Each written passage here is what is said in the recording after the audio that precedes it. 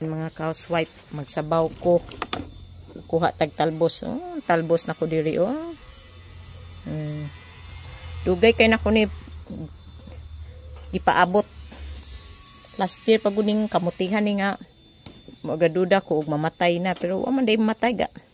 Ibutang nako diri sa kaang unya ning tubo na asyay talbos. Ay happy si housewife. May na lang ni pang sago sa tong sabaw-sabaw. Daghan baya buyag buaw. Ang ako ang talbos. Yung kamot gitano og mag tanom-tanom kay og natay gustong kaunon magsabaw-sabaw ta or kuan natay lutuon na ya akong tanglad di na ko butang tanglad kay mga bata ra ba mga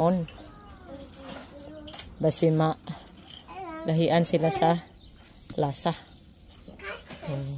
Happy kay ko housewife fresh from the pot. Kay ko teo ni atong sabaw-baw dunod na to ning atuang talbos ng kamote. May carrot, patatas, string beans, then yung rib. Bites na kayo. Housewife talbos ng kamote. Dali naman ni maluto.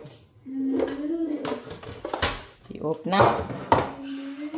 Kung kaya itong sabaw mga bukog-bukog ning uban niya akong butangan og isa nga nay unod.